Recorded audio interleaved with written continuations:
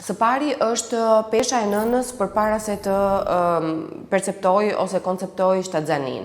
Pra, në momentin që nëna dëshiron të ketë një shtatzani, duhet patjetër ta planifikojë atë dhe të kryen ato ekzaminimet të duhura, por nga ana tjetër dhe kontrollet e peshës. Pesha përpara shtatzanisë ka shumë rëndësi, pesha gjatë shtatzanisë po ashtu ka shumë rëndësi, faktorët trashëgues, prania e diabetit gestacional dhe marrja e insulinës gjatë shtatzanisë tek nëna, ndryshime apo sëmundje të ndryshme që mund të ndodhin gjatë shtatzanisë, apo mund të kemi dhe këto rrezikun për abort ku nëna është e detyruar të qëndrojë në shtrat dhe kjo patjetër si pasojë mungesës së aktivitetit fizik mund të rritë peshën e nënës po ashtu edhe të bebit. Dhe patjetër që më vonë varet nga mënyra se si ai fëmiu ushqehet, kur niset ushqyerja komplementare, si jepet kjo ushqyerje, çfarë po themi bëjnë tepër nënat në këtë rast e kështu me radhë dhe deri tek mënyra se si ushqejnë kur ata janë pak më të pavarur, pra mbi moshën 6 vjeç.